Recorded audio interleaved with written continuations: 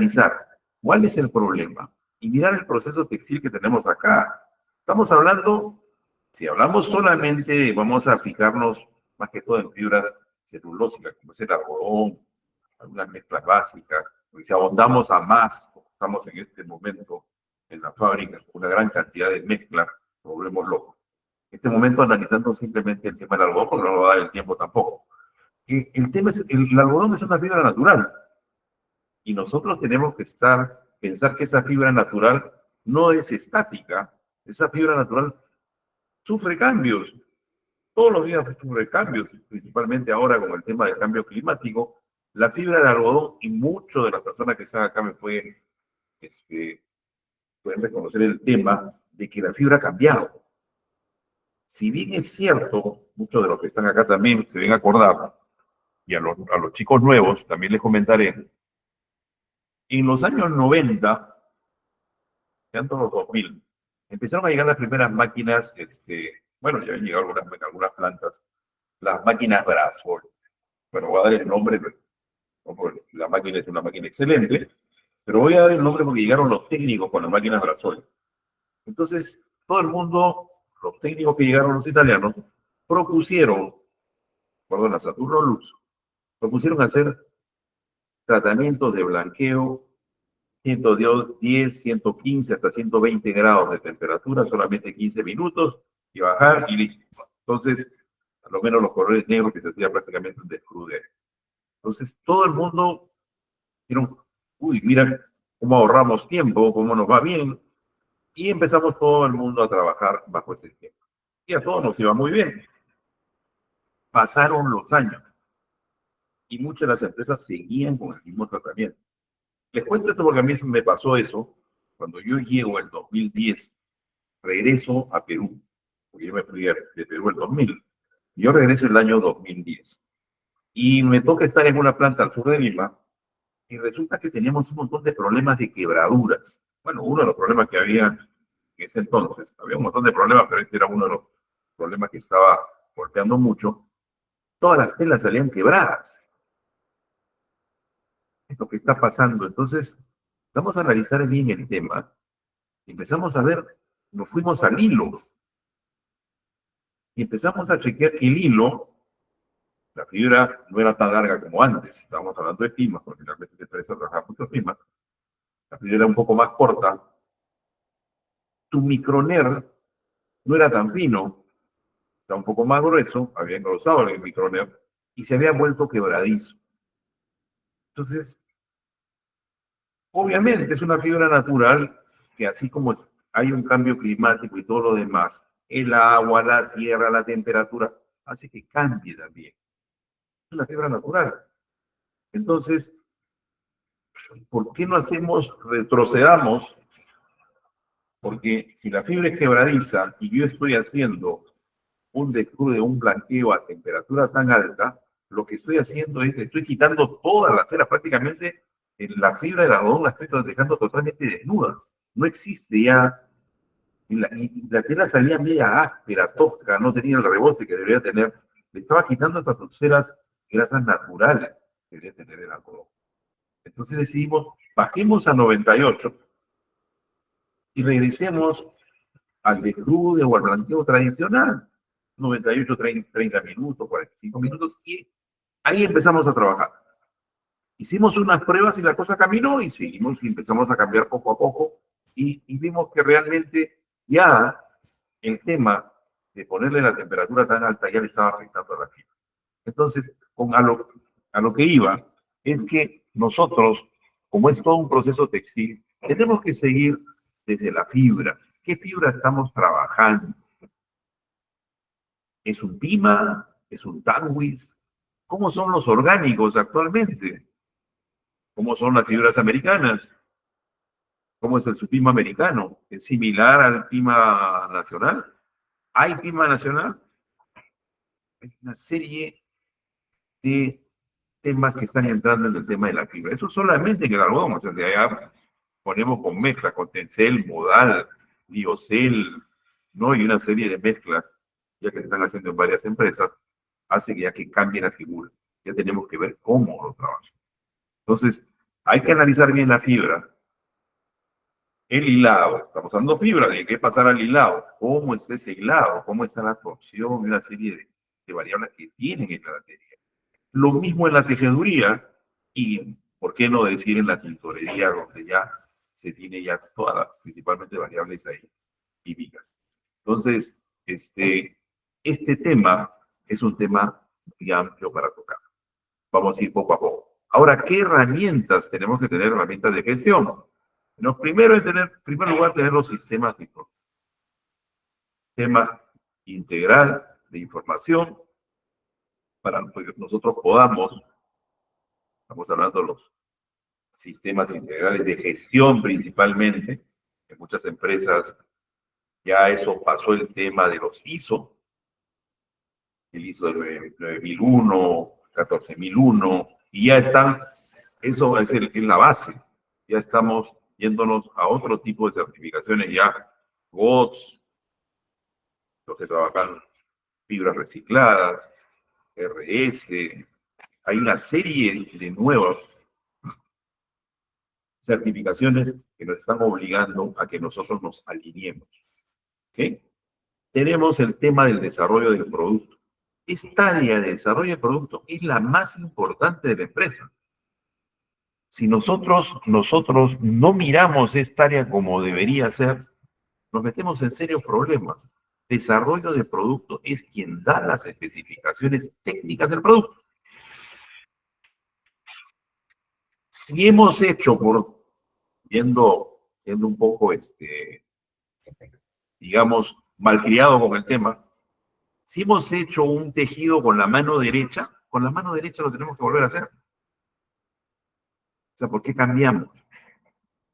A veces se hace un producto, se tiene una ruta y por ahí viene alguien y lo cambia a la mitad. No, es que necesito más producción, entonces vamos a saltearnos esto, que no va a pasar nada.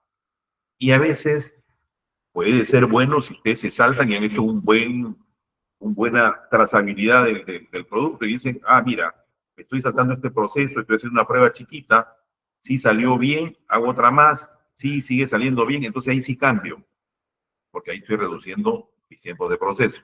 Pero muchos, a la loca, a alguien se le ocurrió por ahí a un genio y hace el cambio y después nos metemos en serio problemas y no sabemos qué pasó.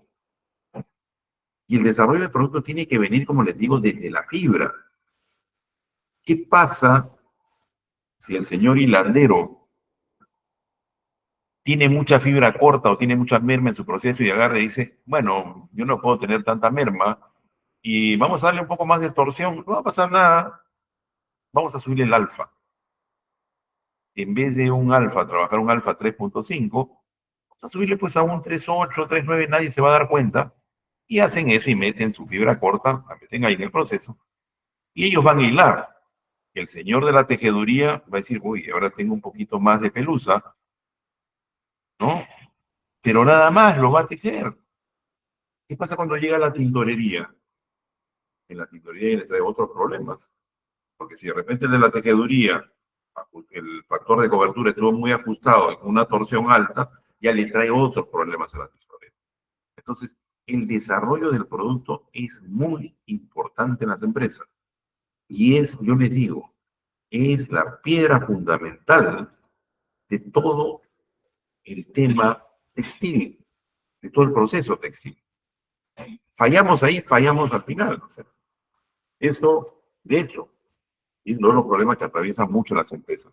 El justo a tiempo también, esas son herramientas ya de gestión, ¿no? Aquí, las 5S, que en este momento está muy de moda. El Pareto para saber cómo está. Quiero analizar defectos y lo primero que hago es a un Pareto, ¿no? Para ver cómo estoy. Y de acuerdo a eso determino, sí, voy a atacar estos tres principales problemas que es, por decirles cualquier cosa, el 80% de mis problemas, y en eso empiezo a trabajar. Porque si voy a mirar todos, no voy a mirar nada. Entonces prefiero centrarme en los más importantes y con esos trabajar. Un PHBA también. Es el círculo virtuoso, el círculo de Deming, donde es tenemos que planificar, el hacer, el verificar, y nuevamente el volver a, si tenemos que nosotros volver a retomar el tema es hacerlo y viene una mejora continua en ese tema, ¿no? Los diagramas de Chicago, para ver, viene pescado, que ya muchos de ustedes la deben conocer, el análisis de los costos, que también es importante. Y hay otros temas ya nuevos, ¿no? Las habilidades blandas. Ya tenemos que cambiar, ¿no? En las habilidades blandas tenemos que ver el tema de liderazgo, el tema del trabajo en equipo, el tema de cómo nosotros, el relacionamiento de nuestra gente, el liderazgo que debe existir en cada grupo, en cada equipo de trabajo.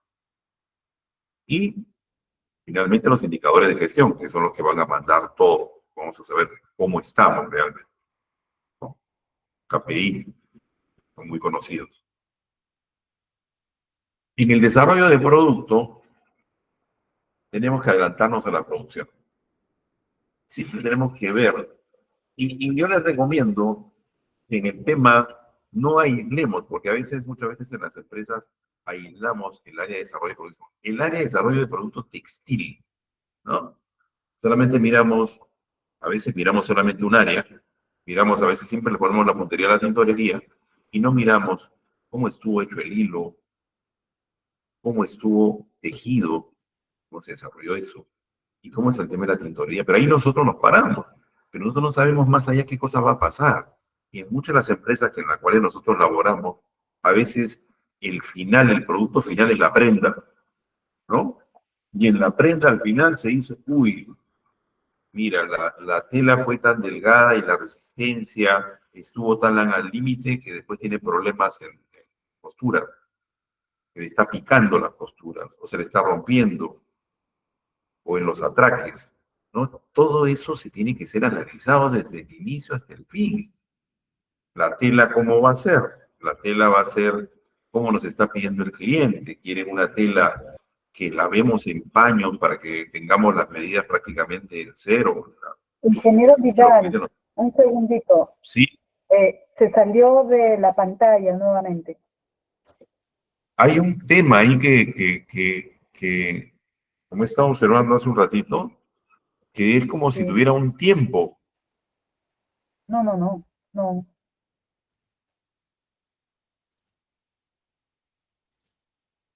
¿Ves? Dice, además pueden ver su pantalla, hay un clip para reanudar la presentación. No, porque no he tenido ni 20 minutos, no.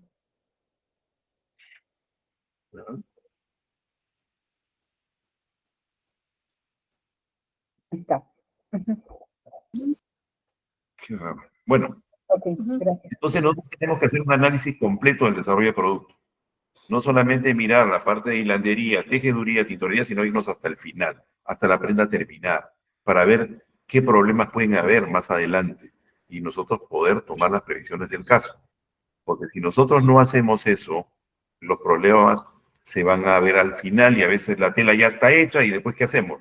Con la tela que ya está hecha y al final se tiene problemas en la confección y no se avanza ahí, ¿no? Tengo que analizar también si los clientes nos están pidiendo que no hayan, que las medidas sean exactas, no dan mucho margen en el tema de las medidas de la prenda.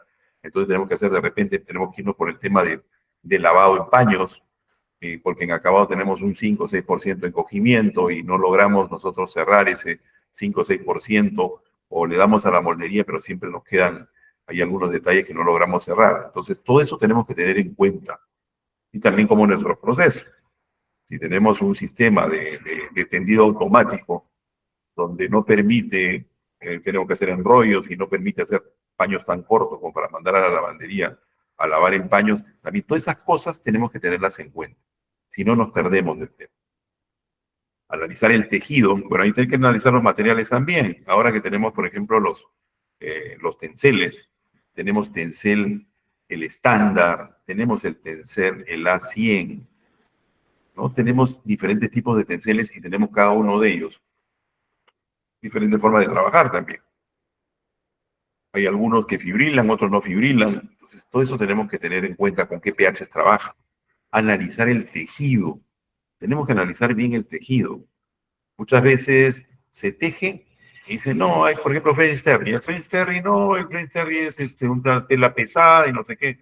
Pero después nosotros sacamos la resistencia y vemos, uy, la resistencia está baja, pero ¿por qué si es una tela pesada? Acuérdense bien que depende del French Terry que estemos tejiendo. Hay French Terry que son con 2 hilos, hay French Terry de 3 hilos, y siempre el flotante, acuérdense bien, el hilo delgado va en una de las caras y el flotante va en la otra, y a veces en el hilo delgado es donde se produce, donde la resistencia está muy baja. De todas esas cosas tenemos que analizar. Los factores de cobertura. Señores, los factores de cobertura es muy, muy importante. Veo que se ha cambiado ya. Ya en muchas de las plantas se habla del factor de cobertura. Antes no se hablaba de esto. Antes tejía, el tejedor tejía. Bueno, muchos de ustedes saben que yo he sido tejedor, ¿no? Nosotros tejíamos nada más. Y no teníamos ese detalle del tema del factor de cobertura. Después hemos llegado, los golpes nos han enseñado de que es muy, muy importante el tema del factor de cobertura. Y muchas veces los clientes nos exigen hilos gruesos tejer en galgas finas para que salgan, y a veces los tejidos salen como tablas, no tienen el rebote. Entonces eso nos trae una serie de problemas que se van a ver, de repente a duras penas se va a poder tejer, pero en la tintorería se va a notar clarísimo. ¿Por qué? Porque vamos a tener problemas de quebraduras. Y digo, ¿y de dónde vienen las quebraduras? Y como les decía, a veces vienen, consultamos con otros colegas y dicen, ponle más antiquiebre, yo tengo otro antiquiebre que es milagroso, y finalmente no existen los milagros a veces cuando el tejido está mal desarrollado. Analizar los colores a teñir, las tricomías, las solideces. Ahora con muchos clientes nos piden colores brillantes, entonces hay que analizar bien las tricomías y también con todo el desarrollo de los colorantes reactivos. Ya los colorantes reactivos ya no es el vinil sulfona de antes, ¿no? Ha pasado a ser bifuncionales y ahora tenemos polifuncionales, entonces altamente reactivos, donde tenemos que hacer las curvas más echadas, lo más echados posible. Analizar también los acabados. ¿Qué acabados tenemos? Mecánicos, químicos. Muchas veces dicen, necesito un fleece que sea perchado, con bastante pelo, bien perchado, bien bonito, como un colchoncito, pero también quiero que lo esmeriles en la otra cara. Entonces, a veces nosotros, y lo hacemos a ciegas, y no miramos que de repente eso nos va a traer problemas de resistencia, ¿no? Analizar las apariencias también, cómo está la tela que nos están pidiendo, es pelucienta, es liso, totalmente limpio, ¿no? Creo que el Perú es uno de los países que más enzimas utiliza. Analizar los tratamientos posteriores también, se va a estampar, se va a lavar, ¿no? ¿Cómo va a ser? A veces hacemos PPT si tienen que ser teñidos en prendas, entonces tenemos que analizar todo eso. Analizar también los problemas de las máquinas en las cuales vamos a procesar, ¿no? Nosotros, nuestra tobera es una tobera de 125 milímetros. Ya, el cliente Juan Pérez se le ha ocurrido de que tenemos que teñir French Terry de 500, 600 gramos por metro cuadrado. ¿De cuánto de ancho? De 2,20 metros, imaginen. Más de 1 kilo por metro. Entonces, y nosotros vamos y lo hacemos con nuestra misma tobera, no sabemos, y bueno, al final sale todo quebrado y todo raspado, y después y nos quieren crucificar. Salimos como en la primera foto y nos echan la culpa, ¿no? Cuando el tema es otro. O sea, esta variable de máquinas es muy importante, señores. El tema, la tobera. Estoy abriendo, estoy cerrando, cuánto de presión. Todo ese tema es importantísimo. El tiempo de rotación de la cuerda, que estas son variables ya de máquina. Y en qué máquina estamos trabajando también. ¿Ok? Determinar la ruta de proceso, que es importante, y las fichas técnicas es donde nosotros tenemos que escribir. Todo esto, lo que hemos hecho en el desarrollo del producto, todo lo tenemos que escribir. Y todo tiene que estar escrito, digamos, inicialmente como en piedra. En piedra les digo para que no se esté moviendo usted. Porque como les digo, a veces aparecen genios en el proceso que mueven y después decimos qué pasó y no sabemos ni qué pasó. Y andamos echándonos la culpa el uno al otro. Entonces, esto es muy importante.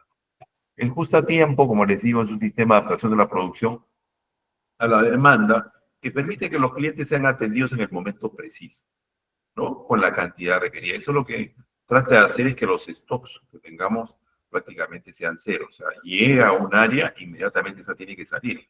O sea, primeras entradas, primeras salidas también, ¿no? Y no dejar que el material esté mucho tiempo ahí. En los que trabajamos principalmente, bueno, casi la mayor parte que trabajamos mezcla con elastano, eso es muy delicado, eso tiene que ser inmediatamente. La tela tiene que, una vez que se tejió, y ya no tejer en las máquinas convencionales que eran como medias, forma tubular, no, ahora tengo que trabajar en máquinas con bancada abierta. ¿Para qué? Para que el doblez central no lo tengamos. Si apenas bajamos el tejido, ¿no? En la máquina con bancada abierta, sacar, revisar, pasar del enrollador de la máquina que tiene la parte de la base a unos tubos de plástico, de cartón, y enrollar la tela para poderla revisar y dejarla así con tensión. Y bueno, tratar de aislarla, no apilar el tema, cómo estamos apilando las telas también, para que esto nos pueda ayudar y no tengamos problemas de quebraduras, que siempre es, y principalmente en las telas de GA, a los 40 al 1, por ejemplo, con licra 20, con licra 30, se tiene muchos problemas de quebradura, entonces eso tenemos que cuidar. Entonces es fabricar lo que se necesite en el momento que se necesite con la máxima calidad posible. La calidad es muy importante. La filosofía de las 5 S, esta, digamos, no una fórmula japonesa, una herramienta japonesa, ¿no? Que principalmente lo que se trata es de clasificar, ordenar, limpiar, estandarizar, y la disciplina que esto nos inculca a que nosotros podamos tener en nuestras plantas, que es muy importante, porque tenemos mucho desorden, ahí que se perdió el rollo, que no salió, dónde está el complemento, y perdemos mucho tiempo. Entonces, miren, con todo este sistema que se tiene de 5S, que está muy difundido en las empresas, hay concursos en las empresas, ¿no? Uno es, primero, capacitar a la gente para que puedan adquirir buenos hábitos de hacer las cosas bien. Mejorar las condiciones de trabajo y la moral del personal, mejora la productividad, reduce los gastos de tiempo y energía, mejora la seguridad y reduce el riesgo de accidentes, mejora la calidad de la producción también. Y el círculo de Deming, el círculo virtuoso, que como les digo, es una mejora continua, nos permite mantener la competitividad de nuestros productos. Primero es planificar, el otro es el hacer, el aplicar lo planeado, hacer cambios. Pero todo esto se hace en el momento del desarrollo. En la producción, pocos cambios deberían hacer. Lo que sí hay que tener es estarlo verificando constantemente. Y el último punto es el actuar. Tenemos que tomar medidas correctivas cuando tengamos cualquier problema. Y esto nos lleva a estandarizar nuestro proceso, formar y entrenar y agilizar el proceso y repetir el ciclo constantemente. Y tiene el círculo virtuoso de Deming, ¿no? Y que finalmente nos lleva a una mejora continua. Los Paretos es una herramienta ya muy antigua y bastante utilizada, pero es muy útil, ¿no? Muestra la importancia relativa a los problemas con la finalidad de seleccionar el punto de inicio para la solución de estos, identifica los problemas más importantes a través de diferentes escalas de medición, costo, frecuencia, ¿no? Y lo que nosotros principalmente, cuando tenemos problemas, por ejemplo en la tintorería, decimos, a ver, quiero ver un Pareto, cómo está mi producción. Y ahí sale la fotografía y se dice, bueno, de todos los problemas que se tienen, los 3 problemas principales son el fuera de tono, degradé y quebraduras. Ya. Y los demás, tenemos otros problemas también, manchas y no sé qué. ¿Qué porcentajes son los porcentajes menores? ¿Cuáles son los principales? Estos 3. Ya. Y sobre esos 3 hacemos un plan de acción y empezamos a trabajar para solucionar los problemas. Y como les digo, y la base es la regla 80-20. El 80% de los problemas es debido al 20% de las causas. Aquí hay un ejemplo de Pareto, ¿no? Miren ahí lo fuera de tono, porque ahí viene fuera de tono, tenemos los degradés, tenemos las quebraduras, tenemos veteaduras, pero ahí es donde nosotros tenemos que clasificar, decimos, bueno, ¿con cuáles vamos a empezar a trabajar? Trabajemos con estos 3 principales, fuera de tono, degradé y quebraduras. De repente decimos, no, vamos también a las veteaduras porque también como costo, el costo está muy alto ahí. Y trabajamos con eso. Ya nosotros, de acuerdo a esta fotografía, decidimos por dónde vamos a ir. ¿Okay? Y no es que despreciemos tampoco al resto. Vamos trabajando con eso y vamos haciendo equipos de trabajo para que cada uno se centre en trabajar en cada uno de estos problemas y tratar de resolver y aminorar. El diagrama de Ichikawa, ¿no? La espina de pescado es una herramienta muy conocida, el diagrama de causa-efecto, que se utiliza para identificar el 20% de las causas que resuelven el 80% de los problemas. Explora la muestra, las causas posibles de un problema o condición específica, las variables de causa del problema a investigar. ¿Cuáles serán estas? Bueno, vamos a irnos al sistema antiguo: materiales, maquinaria, mano de obra, método y medio ambiente. Ahí tienen. Y ustedes en cada uno de los eslabones que tienen ahí, por ejemplo, en mano de obra, tienen unos peldaños. Ahí escribir qué problemas tienen en mano de obra, el método es el adecuado o es equivocado, la materia prima y la maquinaria con la cual estamos trabajando. Y sobre eso empezar a trabajar cada uno de los problemas que nosotros tenemos en nuestras plantas.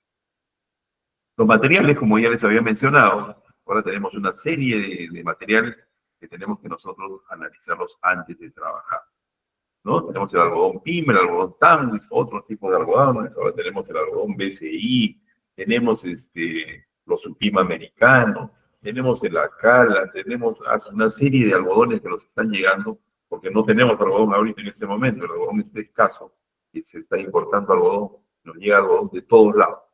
Entonces ahí tenemos que ser muy cuidadosos contra quién estamos enfrentando. Como dicen los toreros, ¿con qué toro me estoy enfrentando? ¿No? Es un toro nacional, es un toro de Libia, ¿qué es? ¿Contra quién? Y ahí tomar las medidas que se tienen que tomar. No actuar de frente. Ah, es que yo en mi planta hacía así, como a veces vienen los técnicos, y seguramente les han topado a ustedes con muchos técnicos de afuera, que se creen lo máximo y vienen acá al Perú y dicen, tiñe así con esta curva y listo. Tiñen y sale veteado. ¿Qué pasó? Pues usted no es lo máximo, no traen acá al señor que es uno de los genios de la tintorería. ¿Y por qué sale mal? Porque esa gente viene y si ya que trabajan, digamos, en Estados Unidos, ¿qué trabajan? Con PNL. No, no es nuestro algodón. O sea, a veces los que estamos en las empresas donde trabajamos muchos PIMA, por ejemplo, ahí nos topamos con gente así, ¿no? O sea, el PIMA es una fibra que hay que tener cuidado, o sea, no es cosa, ¿no? No me digan, se fue otra vez la... Nuevamente salió su pantalla. Ya, vamos a nuevamente. Por favor, revíselo porque están saliendo cosas ahí de su teléfono. Vamos a ver.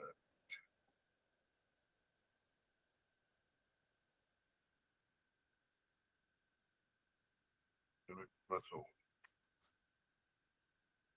Ah, no. Keila Huancapasa, has interferido el tema de la presentación del ingeniero. Lo que estamos viendo es tu teléfono, Keila.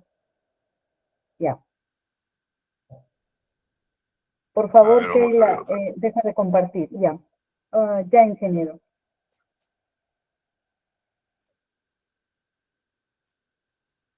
¿Ya? ¿Estamos? Sí. Estamos. Sí. Ya. En los materiales hay que analizar los tipos de fibra que vamos a trabajar, los diferentes algodones, si hay mezclas. Ahora tenemos muchísimas mezclas. Tenemos algodón, bueno, antes era algodón con el astano por ahí, y ahora es algodón, tencel, nylon, poliéster, lana, cáñamo, vaso. Tenemos 1000 tipos de mezclas y eso es lo que nos hace la diferencia también respecto de una fábrica a otra, ¿no? Y también de país a país, porque Perú es uno de los países que si bien es cierto, nosotros no podemos competir con los de Centroamérica, que tienen economía de escala, por economía de escala, que ellos tienen producciones muy altas, ¿no? Una planta de ellos es toda nuestra producción de todo el país, creo.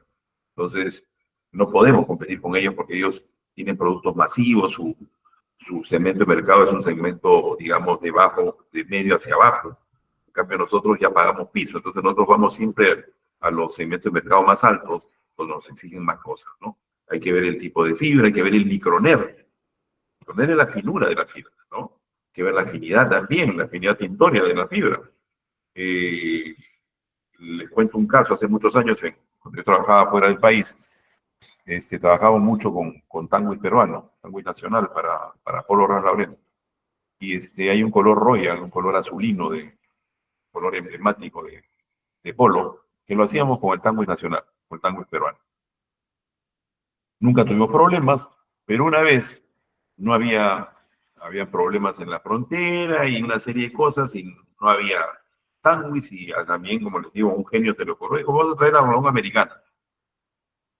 Y trajeron algodón acala, y bueno, finalmente, como hilo se hizo el hilo, como tela también se tejió, pero cuando se fue a teñir, cuando estuvimos haciendo las pruebas en el laboratorio, ya teníamos 7, 8% de colorante. Y no llegábamos al tono, nunca llegamos. O sea, la fibra se había saturado. Y no llegaban porque la afinidad de esa fibra no es igual, no era igual que la del tango nacional, el tango peruano. Entonces, finalmente tuvimos que hablar con el cliente, no podemos hacerte tu color. El cliente se molestó muchísimo y se tuvo que comprar fibra solamente para ese color. Y llevamos vía aérea de acá de Perú a La Paz. Fue terrible, pero bueno, a no cumplir con el cliente, porque dentro de su colección siempre estaba ese color. Entonces siempre es importante analizar la afinidad también de la fibra, porque fibra estamos trabajando. Las contaminaciones, como nos llega a veces, ¿te recuerdan después de la pandemia que no había hilado? Cuando empezó ya a subir la producción y todo el mundo corría por hilado, y los hilanderos decían, bueno, eso es pues, lo tomas o lo dejas. Y ahí es donde nosotros tenemos que hacer 1000 cosas, ¿no? Ya venía ahí la creatividad de cada uno de los tintoreros para ver cómo resolvía el problema de las cascarillas, de los negros, de la fibra muerta, ¿no? Era un desastre, pero bueno, yo creo que ya pasamos eso. Bueno, ahora no es que pasamos, sino que no tenemos hilado. Entonces, bueno, analizar los títulos también. El título es el adecuado, la torsión, la resistencia, la elongación del hilo, la regularidad y la pilosidad, ¿no? A veces nos llega unos hilados, la pilosidad es terrible, como les decía yo, el Perú es uno de los países que más enzimas usa, en los otros países no usan enzimas, o el uso de enzimas es reducido, acá no, nosotros habíamos acostumbrado a todos los clientes de afuera a darle todas las telas bien bonitas, limpias, entonces cualquier cantidad de enzimas. El tejido, señores, analizarlo, el artículo, qué artículo es el que vamos a tejer, va a ser en una máquina de una fontura, de doble fontura, ¿cómo va a ser hecho eso? ¿Es un tejido normal? ¿Es un tejido balizado? Hay que analizar el factor de cobertura también. ¿Cuál es el factor de cobertura que estamos trabajando? La contaminación es importante. El factor de cobertura, acuérdense, es para guiarse, para los piqués, estamos hablando, digamos, la más baja, un factor de cobertura sería más o menos 13, 14, y la más alta sería no llegando al 18, 17, 17,5 por ahí, pero lo normal sería un 16, ese es lo normal para poder trabajar. Cuando uno sigue subiendo el factor de cobertura, ya saben, los problemas ya vienen a ser de quebraduras y cosas. Y que hay que hacer malabares para sacar a veces esas cosas, sí, ¿no? Y hay artimañas que cada uno ya en sus plantas seguramente las ha experimentado. La contaminación igual, la galga, ¿qué galga se está trabajando? ¿No? A veces, no, galga 28, métale un 20 al 1. ¿Cómo va a tejer con 20 al 1 una galga 28? O sea, imagínense cómo va a salir esa tela. El diámetro de la máquina, porque a veces se analiza también, el diámetro no se analiza y después que no hemos hecho toda la tela, salen los señores de confección y dicen, es que la tela está rindiendo poco, o sea, el rendimiento no está siendo óptimo. ¿Por qué no han hablado? ¿Por qué no han dicho eso? Entonces, por eso les digo, el desarrollo del producto tiene que abarcar todo, no puede ser una parte nada más. La apariencia del tejido, cómo se ve como apariencia, cómo es el tema del aceite. Ya no escucho mucho el tema del aceite, de repente en alguna planta así. Ya ha cambiado un poco ese tema. Antes trabajábamos, por ejemplo, con aceite de carro, pero bueno, teníamos que ponerle solventes en el tratamiento previo para que pueda ayudar a eso. Pero ahora también hay que tener cuidado con los solventes. Ahora con los temas de GOTS y todos los demás, las demás certificaciones, tenemos que tener mucho cuidado con los productos que tengan solventes. Las agujas en la platina, ¿cómo están? A veces aparecen rayas en las telas, en los Oxford, a muchos de ustedes les habrá pasado. Más se nota cuando tejen, por ejemplo, poliéster 100% y tejen un piqué Oxford y aparecen las rayas, ¿no? Entonces, todo el mundo empiezan a pelear el tintorero con el tejedor y el tintorero le dice al tejedor, oye, que tú mira tus agujas y no sé qué, y el tejedor dice, no, mira, no es el aceite porque mira, hemos lavado la máquina con X cosas, ¿no? con productos y después encima te he cambiado todas las agujas y las platinas. Oye, pero y sigue saliendo las rayas verticales. Y cuando van a mirar, se meten debajo de la máquina, el tintorero con el tejedor, analicen dónde están las rayas y van subiendo y llegan a la zona, a la bancada donde están las agujas, digamos, llegan al cilindro, se dan cuenta que todas los canales de la máquina están todos doblados. Entonces, ¿cómo quieren que la aguja deslice con tranquilidad? Esa máquina tuvo un atracón y lo hicieron así con unas lainas, nada más la enderezaron y le dieron para adelante. Y tienen todo el cilindro, tienen todo doblado, todos los canales doblados. Y ese es un problema que no lo van a poder resolver. Entonces, señoras, tenemos que ser claros en estas cosas, tenemos que analizar bien los problemas. Cuando alguien nos echa la culpa de algo, dicen, la tintorería tiene la culpa, vamos a analizar realmente, digan sí. Primero tómenlo como que es de ustedes, sí, el problema es mío, es de la tintorería. Lo voy a analizar bien. Y de ahí voy retrocediendo a ver qué pasó acá, qué pasó allá, y ahí encontramos.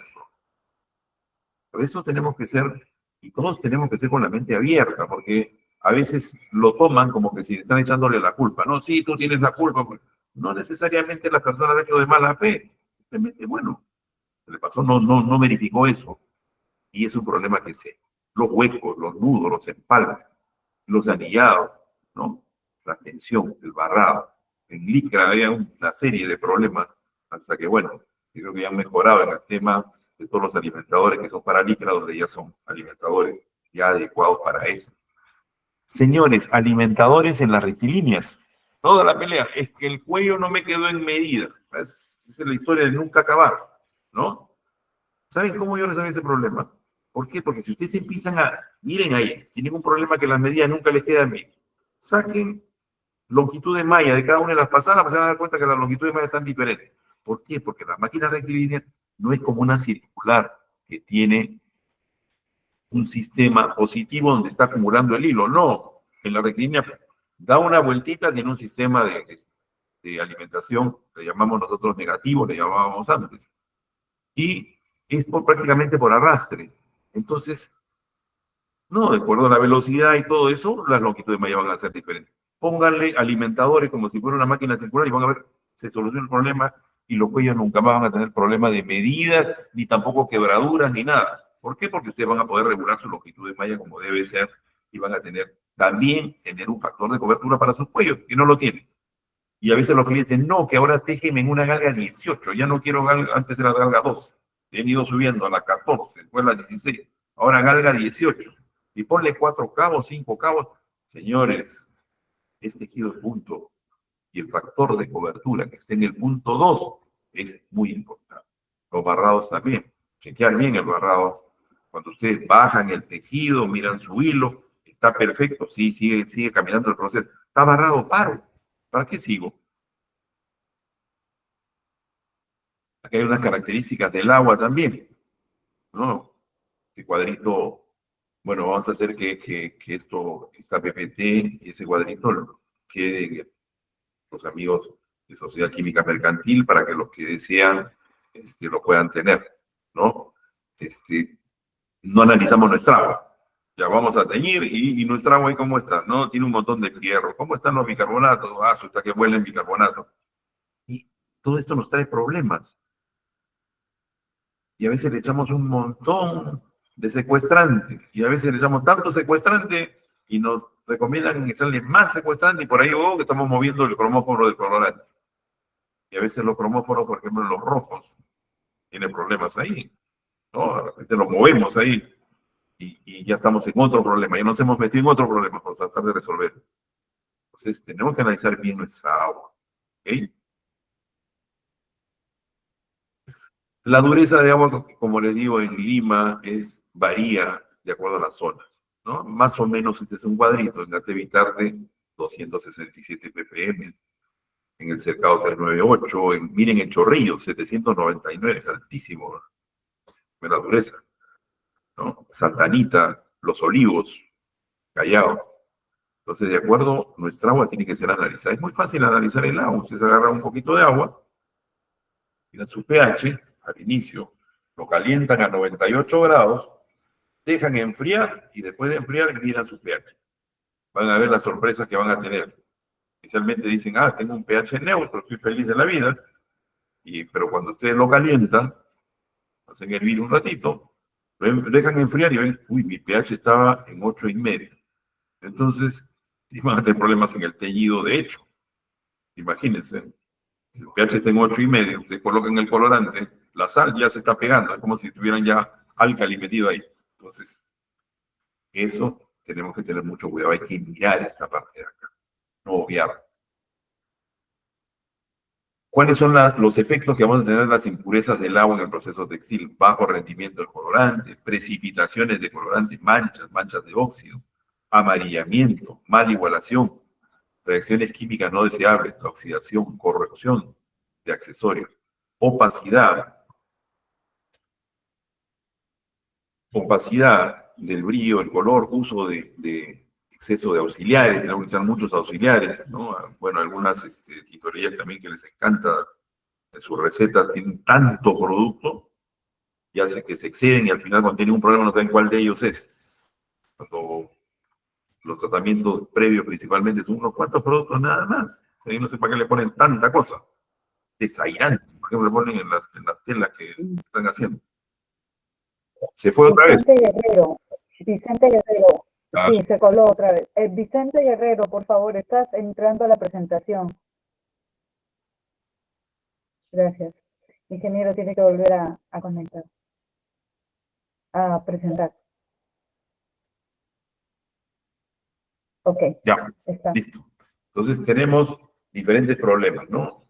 Reacciones químicas no deseables, oxidaciones, corrección de accesorios, opacidad del brillo, a veces nos salen opacos, lo brillo que es raro. Uso de exceso de auxiliares, poca adherencia y penetrabilidad.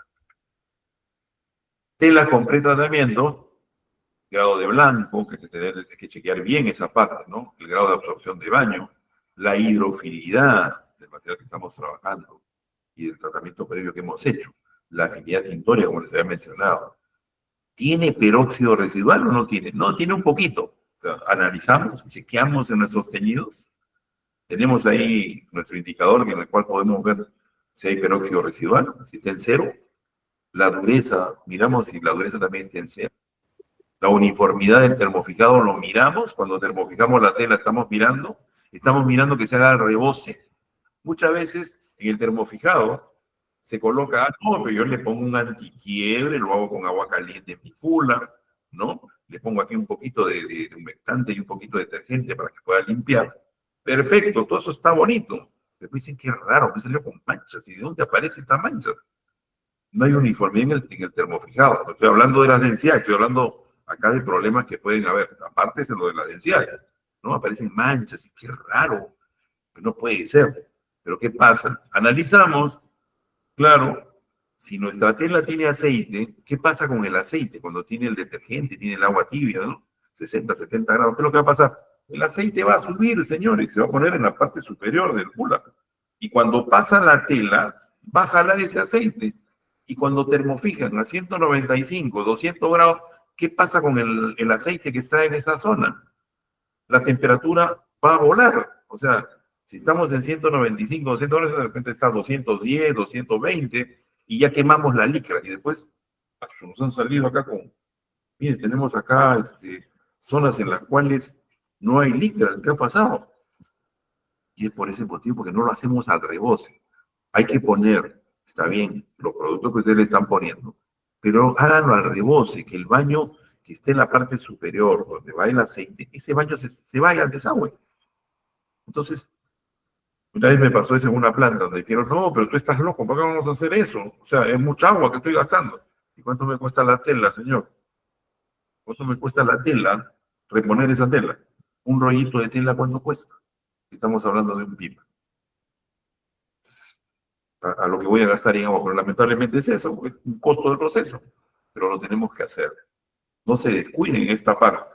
Muchas de las plantas tienen problemas de transparencia con un elastano, y este es uno de los problemas. ¿Okay? Acá es la pruebita que hacemos para ver la hidrofilidad, ¿no? Agarramos un poquito de colorante, principalmente colorante turquesa.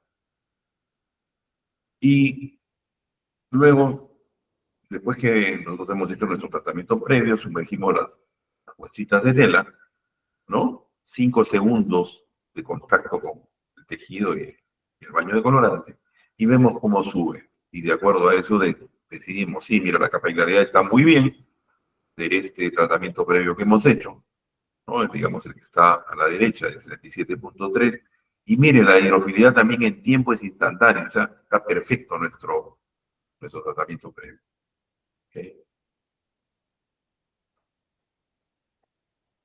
Mire, cuando quedan rastras de peróxido, ¿qué pasa? Mira, sin peróxido, el color está prácticamente está íntegro. Cuando tenemos 0.01 mililitros por litro de peróxido, miren qué pasa con el color. Ya se empieza a degradar. Y miren cuando tenemos más, la figura que está en la parte inferior, prácticamente el colorante no subió. Señores, así como tenemos desarrollo de producto que está trabajando, forma toda la planta, digamos, ¿no? El desarrollo de producto en el laboratorio es importante, es un trabajo, es el laboratorio, yo diría que es el cerebro, ¿no? Nos dicen el corazón, sí, pero tanto el corazón hablamos más de sentimiento. Yo diría que es el cerebro porque el laboratorio es el que va a definir todo. Y nosotros tenemos que seguir lo que dice el laboratorio. Si el laboratorio hace sus pruebas bien y hace sus test como deberían ser, no deberíamos tener problemas en la planta.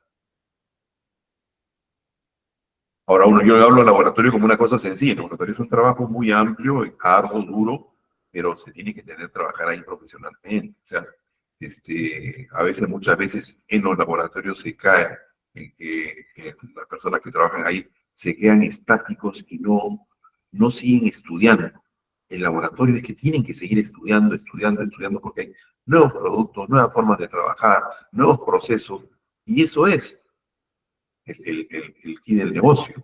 Y nosotros estamos constantemente estudiando, aprendiendo, vamos a hacer que todos nuestros procesos vayan bien. De que nos vamos a equivocar, sí nos vamos a equivocar, pero la única forma de conseguir el éxito de algo es equivocándonos, ¿no? Es el primer paso para el éxito. Si no nos equivocamos, decimos yo nunca me equivoqué, ese nunca estaba en una planta y no sabe, bueno, no sigamos hablando de eso. Bueno, los peligros de la dureza en la preparación textil, si no eliminamos los iones de calcio y magnesio, en la preparación existe la probabilidad que formen jabones. Estos jabones son depósitos insolubles que podrían impedir la penetración de los colorantes como consecuencia de tener un teñido mal igualado. El tema de la dureza es importantísimo, por eso yo les recomiendo que siempre el tema de peróxido, dureza, sea cero. Peróxido, dureza, fierro, cero. ¿Ok? De los químicos, siempre tenemos que tener en laboratorio, hacer toda la evaluación de los químicos. O sea, yo les recomiendo que tengan una persona en sus laboratorios que siempre esté haciendo los análisis químicos de todo lo que ingresa al laboratorio. Sean los químicos, sean los colorantes, tiene que estar chequeando todo constantemente. O sea, esa persona, lote que entra, lote que evalúa. No puede, y a veces parece mentira, el lote que no evaluamos de algo, eso sale mal. Y después imagínense, un producto químico, un carbonato, por ejemplo, o una sal. A mí eso de la sal me pasó también justo en esta planta del sur. Yo venía de una planta de afuera, donde habíamos tenido problemas con una sal. Se había llegado, y esa sal era un desastre, y bueno, descartamos la sal, no la usamos, y cuando llego a esta planta del sur tenía un problema de teñido, y no sabíamos de qué era, y no sé cómo yo pasando, miro la sal que estábamos utilizando, y me acordé del nombre de la otra sal que había utilizado, y no dije, esta sal me la botan, mándenla para los calderos. Y también, por ese lado, pudimos solucionar varios problemas que teníamos por el tema de la sal. Bueno, la función de los auxiliares es la regulación de los pH, los potenciales oxidantes o reductores, regulación de la afinidad tintoria, la neutralización, los tapones, la optimización de las aplicaciones de los auxiliares. Siempre tenemos que estar revisando los auxiliares y ver cómo nos ayudan. Tampoco excedernos de estar con tantos productos auxiliares, ¿no? Los productos auxiliares son compuestos químicos con diversas propiedades, usados como ayuda para la industria textil para lograr un teñido homogéneo. Problemas de sustrato, detergentes, secuestrantes, humectantes, enzimas, y fallas en máquina, los antiespumantes, antiquiebre. Señores, no estén abusando del uso de antiespumantes. Acuérdense, por más que digan, el antiespumante no tiene nada de silicona, es libre de silicona, yo se lo garantizo, cero. No es cierto. Por lo menos yo les puedo decir como mi experiencia, no es cierto. Y sabemos que las máquinas modernas, las bombas que tienen, ¿no? Y la presión en la cual se trabaja tienen demasiada turbulencia y se hacen un montón de espuma. Entonces tenemos que tratar de tener los detergentes necesarios que no hagan tanta espuma, porque a partir de los 60 grados deberían irse, hacer las pruebas necesarias y hablar con nuestros proveedores de detergentes, de que puedan ellos hacer unas mejoras, unos cambios en sus productos, para que nosotros podamos trabajar tranquilos y no estemos abusando del uso de antiespumantes. Igual antiquiebres también, he visto que le meten antiquiebres hasta en el teñido. No sé para qué va el antiquiebre en el teñido, pero bueno. Cada quien tiene sus problemas cuando aparecen, o sea, uno le pone tantos productos que al final dice, oye, ¿y ahora dónde, por dónde empiezo? Miren cuántos productos tengo y cuál será de estos el problema. Pero si nosotros tenemos pocos productos, vamos a ser más ágiles y vamos a poder percibir por dónde está el problema y poder solucionarlo, ¿no?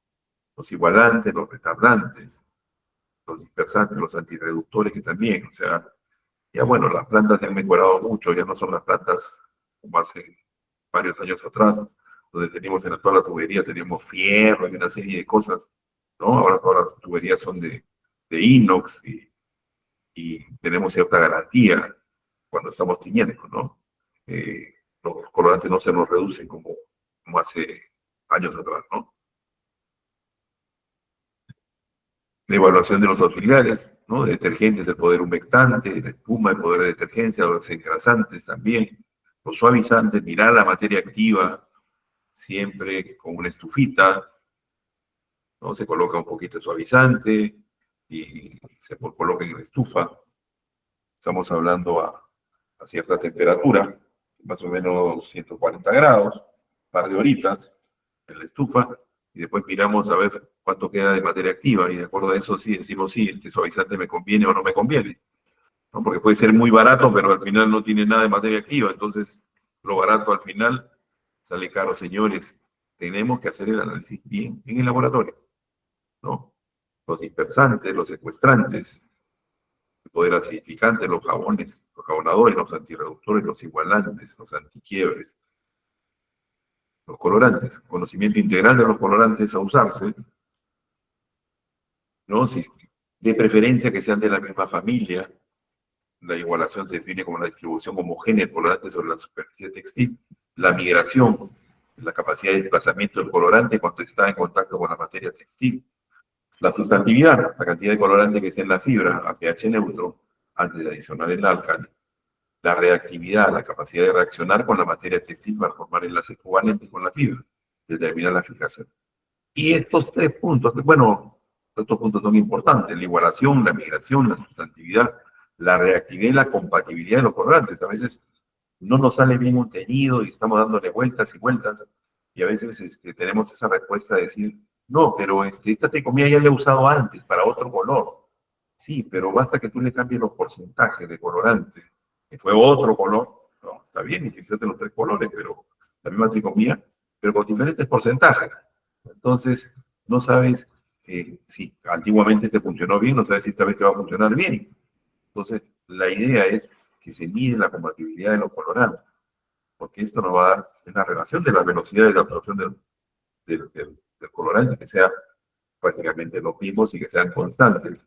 Ahora que tenemos, por ejemplo, hace unos años atrás, lo decía, sí, estoy trabajando con un sulfona, ¿no?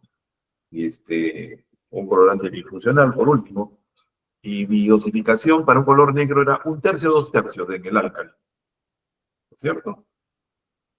Estamos hablando de carbonato solito, 1/3, 2/3, listo, ya está mi teñido y ya afuera. Ahora hagan lo mismo con los colorantes polifuncionales. No es lo mismo, señores. Ahora ya no va a funcionar eso. Ahora tenemos que ver ponerle una cantidad mínima. ¿Por qué? Porque son colorantes polifuncionales, son altamente reactivos. Ustedes miren, o sea, cuánto de colorante ya queda después que ustedes han terminado de teñir. Prácticamente la fibra ya se llevó que un 90%, 95% del colorante está en la fibra ya. Y ese 5%, por eso dicen, son polifuncionales y son altamente sostenibles porque simplemente van a enjuagar con agua, dos enjuagues con agua a 60 grados, ya no hay, o sea, ¿no? Entonces, ya no hay el colorante y la solidez se sale bien. Claro, porque el colorante ya se pegó a la fibra. Entonces, señores, tenemos que analizar bien lo también con lo cual estamos trabajando. La evaluación de colores, la prueba de rendimiento de lote a lote, la prueba de solubilidad, la situación máxima que el colorante puede ser diluido, ya sea en electrolito bioálquido, generalmente 100 gramos por litro, ahí la prueba de solideces, los índices de migración, la capacidad de igualación del colorante, se da por colorante, por tricomía, en cualquiera de las dos maneras la deberían hacer ustedes. La prueba de compatibilidad, analizar cómo el colorante se va desarrollando en la fibra. Se analiza por colorante y en tricomía. La prueba de la sensibilidad también, analizar las variables con cuánta desviación afecta el desarrollo de un colorante. Las variables como la temperatura, la relación del baño, el pH, el electrolito, el álcali, eso tiene que ser evaluado en el laboratorio. Es una prueba de migración, muy sencilla. Te agarra dos muestritas, ¿no? Se pesa los productos y todo, como para 10 gramos por litro. Se coloca las dos muestritas A y la B, ¿bien? Coloca las dos muestritas, se le da 30 minutos, se saca una de ellas y se adiciona una tercera muestrita. Y se le da 30 minutos más y luego se saca. Los resultados es el primero, que es el estándar, el primero que han hecho todo completo, ese es el estándar, el time que dicen. Tenemos, la comparamos con la primera muestrita que sacamos con la A. Tiene que estar lo más cercano posible. Miren ahí, están prácticamente iguales, ¿no? Entonces, decimos, sí, tiene muy buena migración. Y si vemos el B y el C, que también están lo más cercanos posibles, decimos, bueno, este colorante o esta tricomía migra muy bien y no voy a tener problemas acá con esto. ¿Okay? Acá estamos hablando, estamos poniendo 50 gramos por litro de sal, ahí no está llevando sal y colorante, nada más, no está llevando el álcali. ¿Okay? Ahí tenemos una prueba de migración. Como les digo, esa sí salió un desastre, no salió como la primera. Como pueden ver, la muestra estándar con la A, ahí pueden ver, tiene la lectura cuánto está dando delta D de 2.52, ¿no? Eso está encima y encima todavía estamos viendo que sí en el tema tema de color tenemos una desviación ahí. Por ejemplo, en el A lo tenemos que está muy rojo ahí, ¿cierto? En el B está muy azul, tenemos ahí. Y la intensidad está intenso, ¿no? Entonces, y miramos ahí la lectura de la B con la C también, un desastre, un delta D de 1.54. Entonces, esa prueba de migración para ese colorante hielo no está bien. Ahora, no necesariamente, si nosotros podemos bajar ese porcentaje en vez de 3, de repente probarlo con 2, probarlo con más, de repente ahí mejoramos el tema. ¿Ok? Tenemos un Sunfix Blue también, un SPR. Por favor, no tomen en cuenta el tema de lo que le estoy poniendo el colorante, simplemente esta es una muestra para que ustedes puedan observar ahí los cambios que hay. No quiere decir que el colorante sea malo. El tema es, los colorantes no son malos, el tema es que nosotros no sabemos usarlos muchas veces. Ese es el tema. ¿Okay? Ahí también el azul también viene la diferencia que hay. Prueba de igualación. Esta prueba consiste en pesar dos muestras de tela de 5 gramos cada uno, preparar el baño con todos sus auxiliares y con colorantes para 10 gramos de tela. Teñir con una curva isotérmica, usted sabe que las curvas isotérmicas son a 60 grados, durante 20 minutos la muestra 1, luego agregar la muestra 2 y después de 20 minutos agregar el álcali, luego acabar con jabonado. En las anteriores, en las migraciones, no se jabonaba, simplemente se dejaba secar. en la denigración. Si las dos muestras son del mismo tono y la misma intensidad, los colorantes tienen alto poder de denigración. Si las muestras tienen intensidades diferentes, pero el mismo tono, los colorantes no igualan bien, pero se comportan de la misma manera. Si las muestras tienen tonos diferentes, los colorantes tienen un grado diferente de igualación. O sea, si los tonos son extremos, no podemos usarlos, no va a poder, no va a igualar bien. Ahí tenemos la curva, ¿cómo vamos a hacer? La curva isotérmica, 60 grados, 5 gramos de tela, colorante para 10 gramos de tela, auxiliares, salto, 20 minutos. Después agregamos la segunda muestra, de 5 gramos más, le damos 5 minutos y viene el álcali. Primer álcali, le damos 30 minutos, le agregamos el segundo álcali y luego, como si estuviéramos tiñendo. Y de ahí vemos los resultados como salen. Las dos muestras, como que habíamos mencionado anteriormente, son del mismo tono y de la misma intensidad, entonces los colorantes tienen alto poder de migración. Si las muestras tienen intensidades diferentes, pero el mismo tono, los colorantes no igualan bien, pero se comportan de la misma manera. Si las muestras tienen tono diferente, los colorantes tienen un grado diferente de igualación. Ese es el resultado. Ahí miren, por ejemplo, el color azul. No está bien, no igualan bien. El amarillo está muy cerca, el rojo está muy bien. El amarillo está mejorando mucho y ese rojo también. Y mira una tricomía, miren ahí, se ve en la parte inferior, es un desastre, al igual que también la tricomía 3. ¿No? Estas son todas las pruebas que tienen que hacer en el laboratorio con el colorante. Y ahí ustedes deciden. Ahí hasta ustedes mismos pueden armar su curva. Ustedes arman su curva de teñido. Por este colorante le tengo que dar más tiempo. Pues esto es un colorante muy reactivo. Tengo que ponerle poca cantidad de álcali, ¿no? Y darle más tiempo para que se pueda igualar. Y también si voy a hacer una curva lineal, una curva progresiva, cómo la voy a hacer también. Entonces ustedes deciden ya en laboratorio de acuerdo a cómo se está performando su colorante. Bueno, esto es una prueba de compatibilidad CER. Lo que buscamos es que en comía los tres colorantes tengan prácticamente el mismo perfil CER para que, digamos, si su proceso de agotamiento y añadimos el álcali, la curva de fijación sea prácticamente similar, al igual que también su curva de agotamiento, ¿no? Los productos de acabado son productos que brindan alguna propiedad textil, ¿no? Que hace que cambie el tacto, la apariencia, de una cualidad o comportamiento diferenciado de utilidad para el consumidor final. Ahí tenemos suavizantes, siliconas, lubricantes, resinas, antimicrobiales, antiflamas. En el caso de la resina, mucho que se usa mucho, tengan mucho cuidado, ya saben que las resinas son buenas para el tema de estabilidad, pero tienen problemas. Uno, que les va a bajar la densidad, y otro, el problema de resistencia, o sea, no se excedan. Mucho cuidado. Y también en las siliconas tienen que ver también cuál es la muestra a la cual tienen que llegar. ¿Qué mano les piden? Voluminosa, plana, seca, chata, ¿no? Hay una serie de acabados, tanto químicos como también mecánicos, que usted tiene que saber utilizar. O sea, sí, necesito pasar por una saborizadora, porque es plano totalmente. ¿Okay? Y los controles a los productos de acabado, de que siempre está chequeando el pH, densidad, los sólidos, aplicar como por impregnación, agotamiento, la materia activa, el tacto, la hidrofilidad, la resistencia a las lavadas, porque a veces puede ser muy bonito el suavizante, pero a la segunda lavada ya no hay suavizante. Entonces, ahí tienen que tener mucho cuidado con eso también. Por eso analicen bien la materia activa en los suavizantes, ¿no?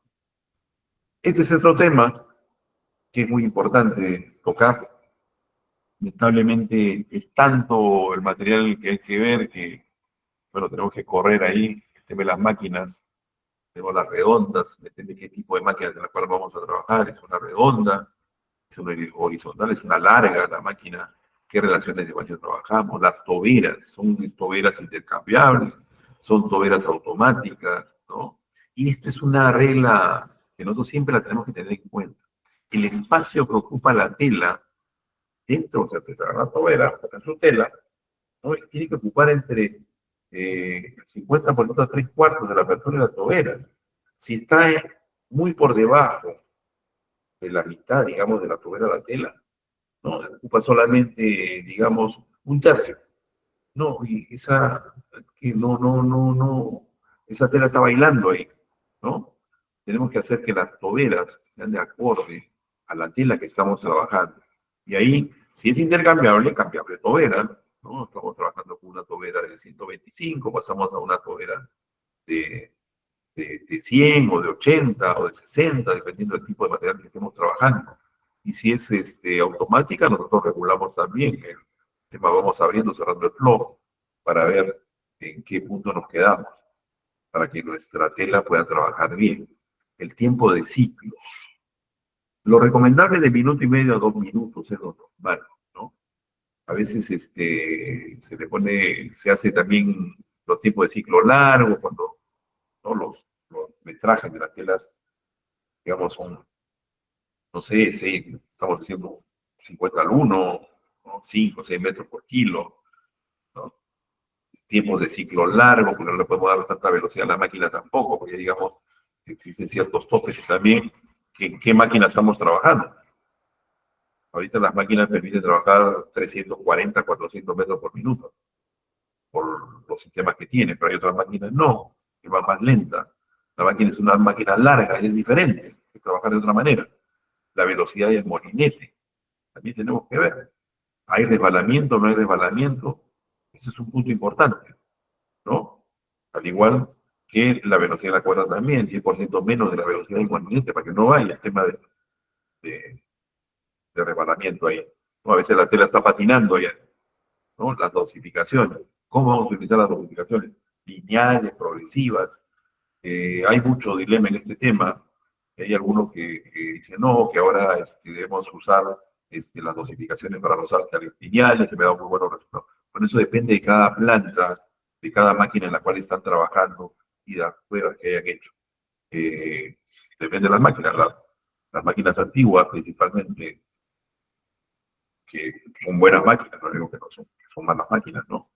En sus sistemas nos ayudaban mucho cuando hacíamos casi todos trabajábamos progresiva, ¿no? La curva 7 progresiva, ¿no? Para que vaya poquito a poquito entrando los álcalis.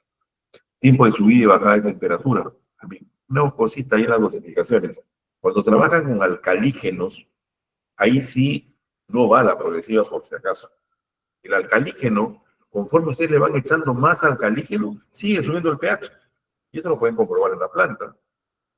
En cambio, cuando trabajan con carbonato, el carbonato lo que hace es el carbonato tamponea, ¿cierto? El primer golpe del carbonato es el más, que golpea más, es el que hay que tener cuidado. El otro ya no, porque ya lo tamponearon. Entonces, si trabajan al carbonato 100%. Si trabajan al carbonato con soda también, la primera ya lo tamponeó, ahí tener un poquito de cuidado. Y la soda, ponerle lo necesario, ¿no? Y, por ejemplo, 4 o 5 gramos por litro de carbonato y después de soda le podrán poner de acuerdo al pH en el cual van a llegar, depende de su agua, en la cual están trabajando.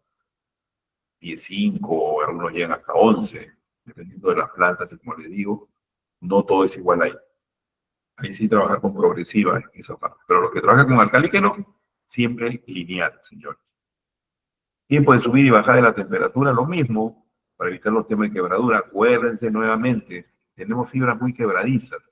Entonces tenemos que tener mucho cuidado en la bajada de la temperatura también. Señores, los que trabajan poliéster, los huesos poliéster reciclados, acuérdense, el poliéster reciclado es un poliéster de baja calidad. No es igual como el poliéster virgen, ¿no? Que se venda más caro, sí, pero para nosotros en la tintorería es un dolor de cabeza y ahí tenemos que tener mucho cuidado con el tema de las quebraduras, ¿okay? Las contaminaciones, el fierro, de bicarbonato, la pureza, los oligómeros, siempre estar revisando eso y las relaciones de baño, que es importante. Acuérdense, cuando la relación de baño es más corta, la reproducibilidad es menor, es mejor. Cuando las relaciones de baño son muy altas, 1 en 10, 1 en 12, 1 en 15, la reproducibilidad es pésima. Entonces ahí tienen que tener mucho cuidado en lo cual están trabajando. Los métodos, la curva de tratamiento de acuerdo al material, o sea, estaba con 115, se bajó a 98, algunos trabajan a 80, ahora trabajan a 70, algunos también trabajan con enzimas en los pretratamientos o con activadores de peróxido. ¿no? Por los temas de sostenibilidad, lo que están paseando mucho los clientes de afuera, tenemos que bajar la temperatura y estamos trabajando con una serie de pretratamientos diferentes. Ahí está con arcillas, hay pretratamiento con ácido paracético también, ¿no? Entonces, está cambiando esa parte, ¿no? Donde ya cada planta se va adaptando de acuerdo al producto que está haciendo también. Los modales, los tenceles son muy blancos y muy limpios, entonces no es como a veces el algodón, que a veces nos llegan algodones terribles, ¿no? Con mucha suciedad. A lo menos los que trabajan en plantas que dan servicio de teñido, por ejemplo, ahí se ve pues una serie de algodones que a veces son un desastre. Pero bueno, tienen que adaptarse de acuerdo al material que están trabajando, tienen que utilizar un pre. Las curvas de teñido, también tener mucho en cuenta. Si van a utilizar una isotérmica, una de migración, ¿qué curva van a utilizar? Y de acuerdo al color también, es un color clarito, es un color oscuro. ¿Cuánto es un color oscuro que lleva un montón de sal y colorante, muy isotérmicos? ¿No es cierto? Pero ¿qué pongo primero, la sal o el colorante? Pues ahí tenemos que hacerlos todas las evaluaciones en el laboratorio para ver qué tan sustantivo es el colorante o qué tan reactivo es. Entonces ahí es donde tenemos que nosotros chequear. Y ahí decidimos cuál viene primero, ¿no? Y las curvas de migración, principalmente cuando los colores son claritos, ¿no? Los colores claritos a veces, es un color clarito, es un color blanco, no pasa nada, es muy fácil. Son los más pesados, son los más difíciles de trabajar. Y hay que hacer con curvas de migración a veces, llegar a 80 grados, bajar, a veces ponerle allí bicarbonato, después recién los carbonatos, ¿no? Los álcalis, ¿no? Entonces, ahí cada tintorero tiene que irse adaptando de acuerdo, como les digo, al material que está trabajando, al color que está trabajando, a la tricomía que está trabajando. No es que con los colorantes sean malos, es que a veces nosotros no los sabemos utilizar. Las curvas de jabonado también, a 98, ahora son las curvas a 60, ¿no? Antes hacíamos para un color negro 98, hacíamos 2 a veces, después bajábamos a 70, después a 60, no sé cuántos jabonados hacíamos, ¿no? Con los vinil sulfona. Ahora ya no, ahora hacemos jabonados a 60 grados. A veces no le ponemos ni jabón, a veces solamente con agua y ya queda el color. Entonces ya es de acuerdo al tipo de colorante con los cuales estemos trabajando. Pero todos son pruebas que hay que hacerse, ¿no?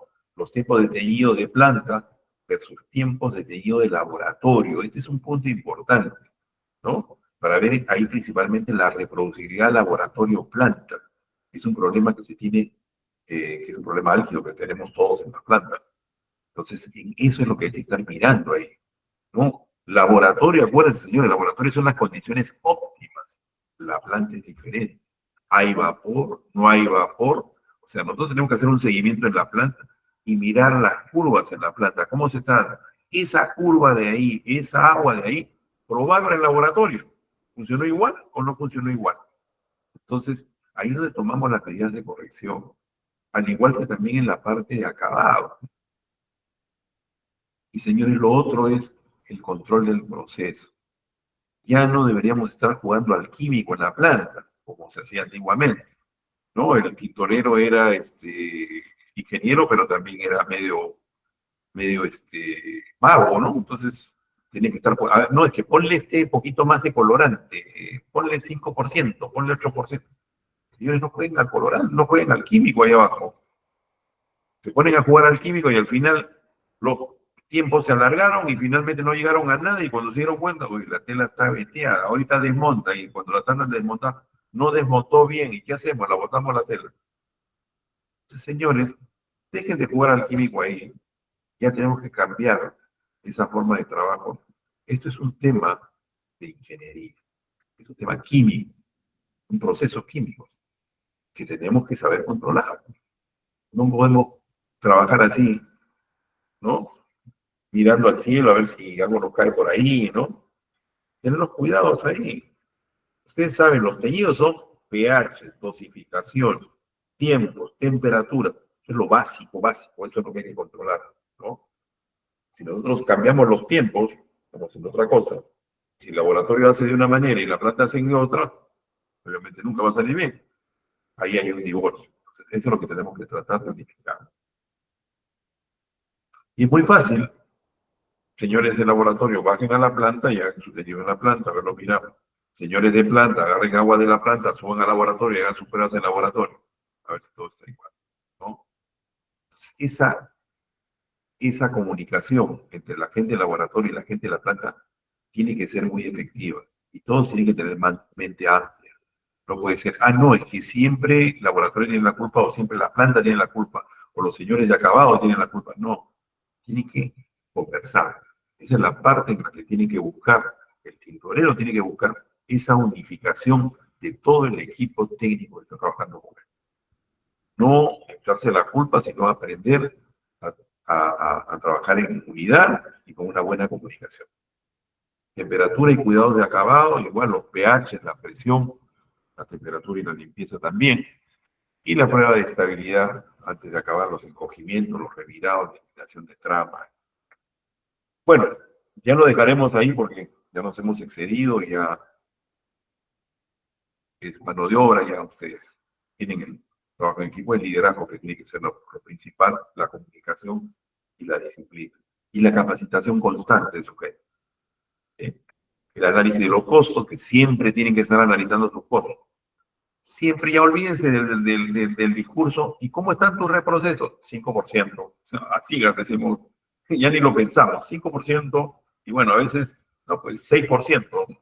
No te ha ido muy bien. Y pues bueno, he tenido algunos problemas. Entonces siempre es en el mismo número. Nunca dicen, ¿y cuánto es tu costo del reproceso? ¿Te han preguntado? Una cosa es que reprocese yo telas que tengo que lavar con agua y un poquito de detergente, y otra cosa que tengo que reprocesar una tela desmontando y retiñendo y todo lo demás. En kilos se ven igualitos. Son 1000 kilos, ¿no? Pero en costo, nunca evaluamos el costo. Y eso nos cegamos, señores. Por favor, eso trabaja. Las habilidades blandas también, como mencioné, el tema de liderazgo, de comunicación, ¿no? Los indicadores de gestión que siempre tienen que estar chequeando, diario, mensual, los reprocesos, la rotación de personal, los costos de químicos y colorantes, costos de mano de obra, de energía y agua, ahora con el tema de sostenibilidad, pues están chequeando mucho. Bueno, señores, muchas gracias por la paciencia también que me han tenido y ahorita que se para yendo la presentación. Muchas gracias. A usted las gracias, ingeniero. Ha estado súper interesante la presentación. Nosotros tenemos acá, son dos preguntas que tenemos de las personas que han estado acá asistiendo. Una de ellas dice, ¿en qué caso se tiene que hacer una curva de migración? Bueno, las curvas o sea, uno es el análisis de los colorantes en sí, pero a veces cuando nosotros decimos, bueno, vamos a tener un color clarito, por ejemplo. Entonces, los colores claritos principalmente ahí tenemos que buscar que se migre bien. Entonces migramos a 80 grados, bajamos a 60, en 60 le ponemos bicarbonato, siempre es bueno ponerle un poquito para los colores claritos, no esos colores pastelitos que son complicados, ¿no? Y también para tener ahí le ponemos un gramo por litro de bicarbonato y el pH hacemos que suba en forma muy, muy suave. Entonces, bajamos a 60 y en 60 hacemos el. Generalmente, a ver, siempre esto es contraproducente, el tema, ¿cuál tiene mejor reproducibilidad? ¿Una curva isotérmica o una curva de migración? Cuando uno hace curvas de migración, de 80-60, la reproducibilidad no es muy buena. Pero si nosotros cuidamos bien los pH en cada uno de los puntos, controlamos bien y hacemos que eso se repita, no vamos a tener problemas. El problema es cuando no chequeamos los pH. Y eso, y en cambio en una isotérmica es mucho más fácil. Pero colores claritos en isotérmica ahorita no caminan muy bien. Isotérmica es para un negro, un rojo, para porcentaje de colorante alto. Entonces, ahí hay que tener mucho cuidado en ese tema. Como les digo, yo les recomiendo a todos en sus plantas que tengan una persona, un practicante de universidad, señores, que les haga control en proceso. Los resultados van a ser excelentes. Eso se lo garantizo. Gracias, ingeniero. Otra pregunta, dice, quebraduras. En algún momento usted habló del tema de las quebraduras. ¿Quebraduras en todos los artículos sin excepción? Miren, las quebraduras pueden nacer desde el tema del hilado. Podemos tener una fibra muy quebradiza y tenemos que analizar bien. ¿Cómo se está trabajando? ¿Cómo está la torsión del hilo? ¿Cómo es el alfa de torsión? Estoy trabajando un hilo, digamos, un Tanwi nacional. Estoy trabajando con qué alfa de torsión. Un alfa de torsión, digamos, para un peinado, 3.5, 3.6, que es lo normal. O estoy trabajando con una torsión 3.8, 3.9, porque tengo mucha fibra corta que me va a traer problemas de quebraduras. Entonces tengo que trabajar por ese lado. Si el problema es por el lado del factor de cobertura en la tejeduría también, es decir, oye, tu tela no tiene rebote, necesito que tenga rebote.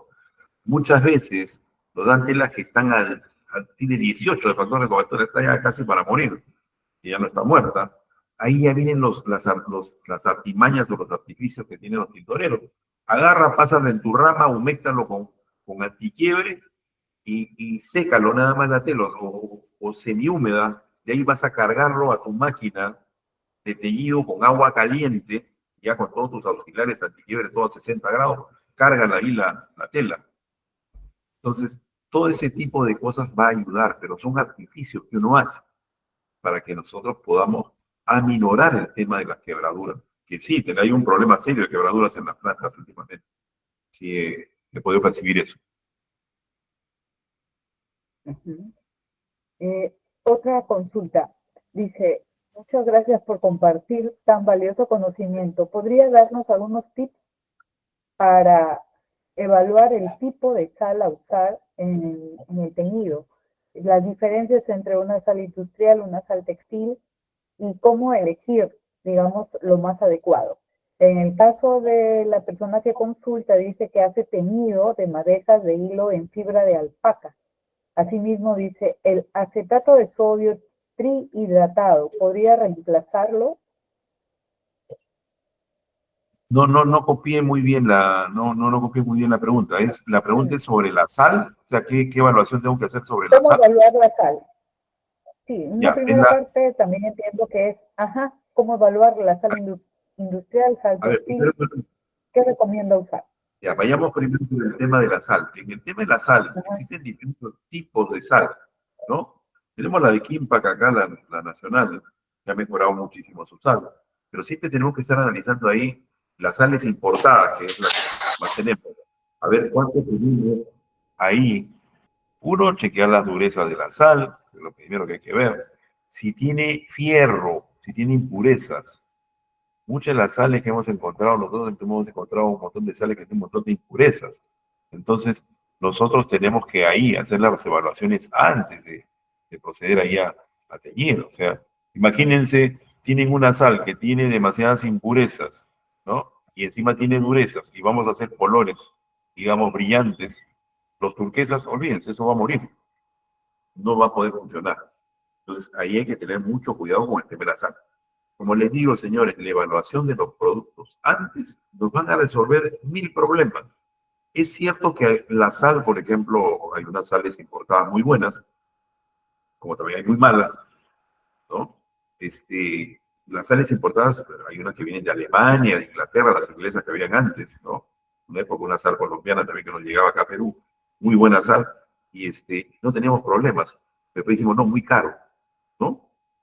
Hay una sal chilena también, aquí en una época, ¿no? Y decíamos, no, muy caro, el costo es muy alto. Y es cierto, el costo se sigue elevando, elevando, elevando, pero lamentablemente no hay otra, tenemos que usar esa sal, porque si no usamos esas sales, más caro nos sale un reproceso o una tela que al final ya con tanto reproceso ya damos que desechar. ¿Eh? Así es. Y en su segunda parte dice, ella tiñe madejas de hilo de fibra de alpaca. ¿Podría reemplazar ¿Ya? la sal con el acetato de sodio trihidratado? Tendría que hacer las pruebas. No he probado hacer la lana con acetato deshidratado. Permitiría que le diga, sí, esto es mejor que hacer con una sal convencional, con una sal, digamos, una sal importada, una sal alemana o inglesa, por último chilena, ¿no? No he hecho esa evaluación, tendría que hacerse en laboratorio de evaluación, y mirar cómo están como les digo, las otras sales, o por último sulfato, salen más acorde, ¿no? Para poder trabajar, digamos, colorantes que son delicados, pero realmente se van a utilizar para diferentes tipos de teñido. Ahora, esa lana, ¿cómo se está teñiendo? Porque hay lana que se puede teñir con reactivos también, o la lana se está teniendo con colorantes ácidos. Esto también hay que ver qué va a pasar ahí. ¿Ok? Tienen que hacer todas esas pruebas en laboratorio. Ok, gracias. Otra pregunta. El pH para trabajar colores claros y colores oscuros, ¿cuál debería ser? A ver, el pH tiene que ser de 6 a 6,5, señores. Miren lo que pasa ahí.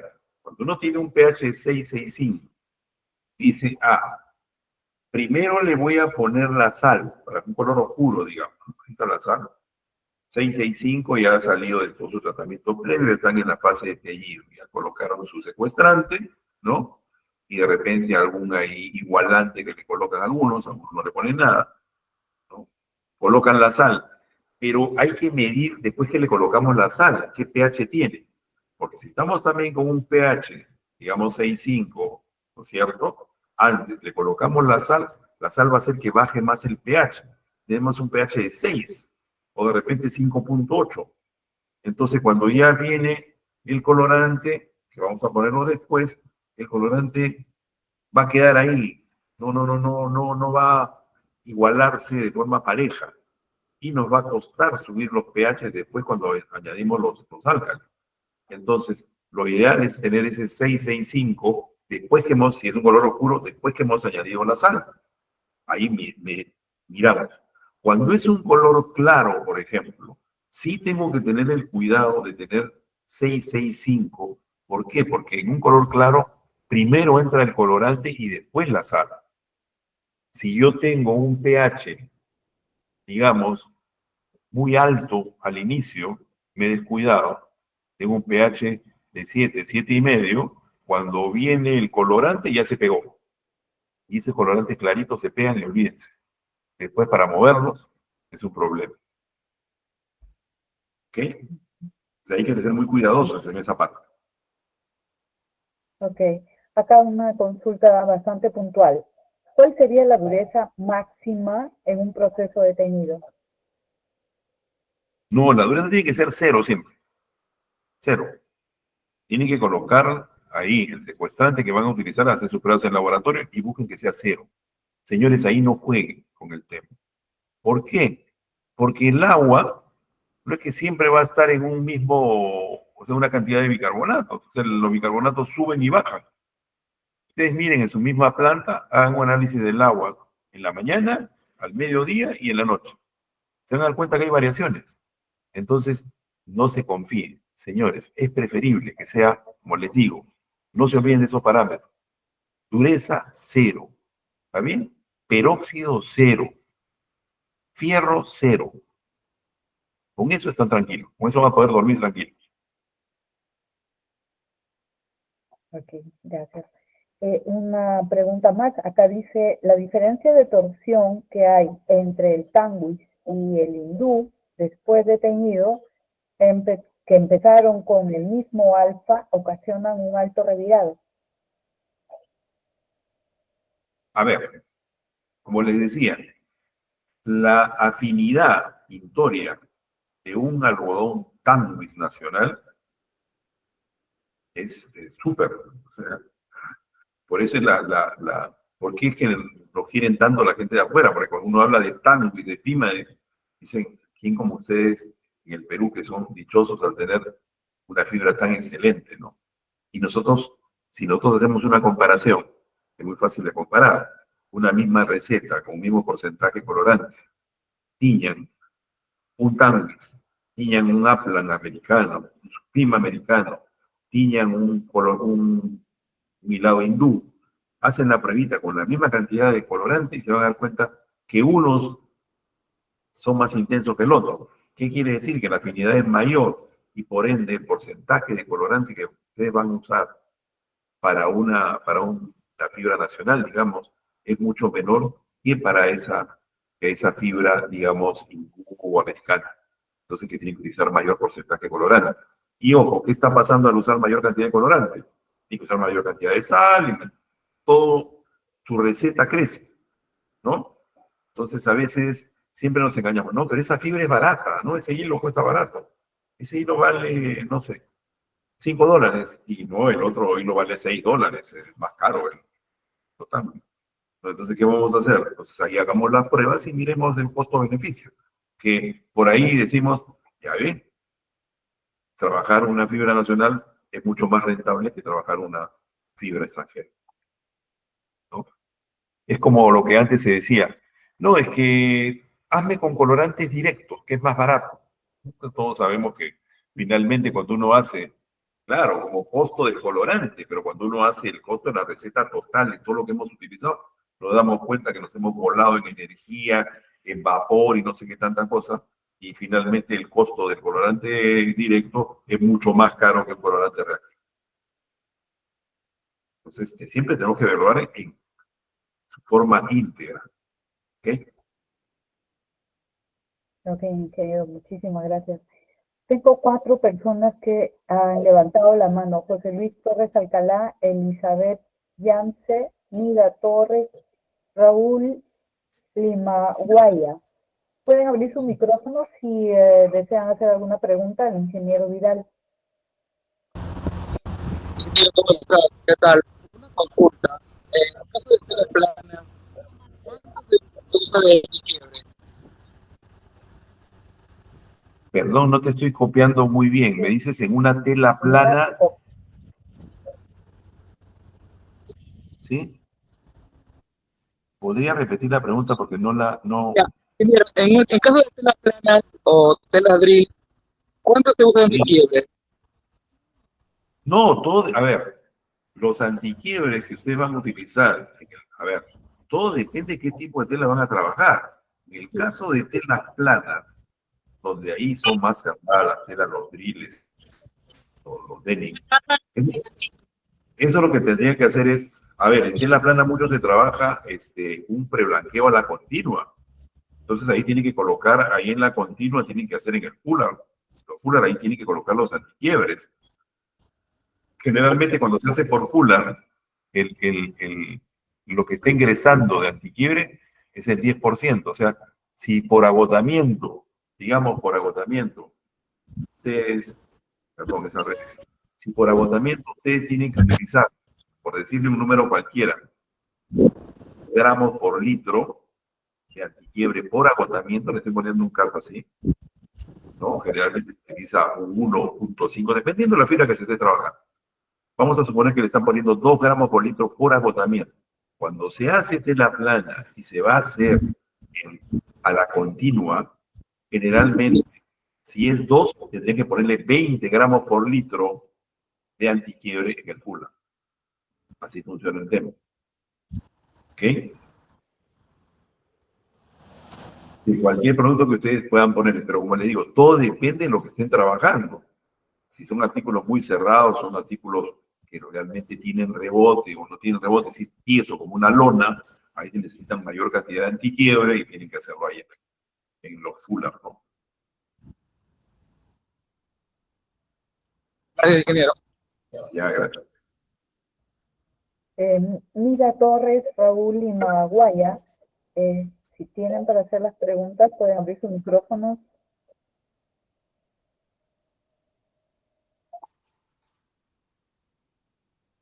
Si no, entonces le damos las gracias, ingeniero Vidal. La exposición ha sido muy, muy Un buena. favor, sí, Sí, dígame.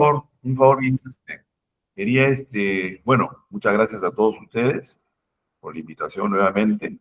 Quería invitarlos en la Asociación Peruana de Técnicos Textiles, se va a abrir unos cursos, ¿no? Un curso de lo que es especialista en tejido de punto, que lo vamos a iniciar a partir de abril. Son 4 semanas seguidas, todos los sábados, de 3 de la tarde a 6 de la tarde.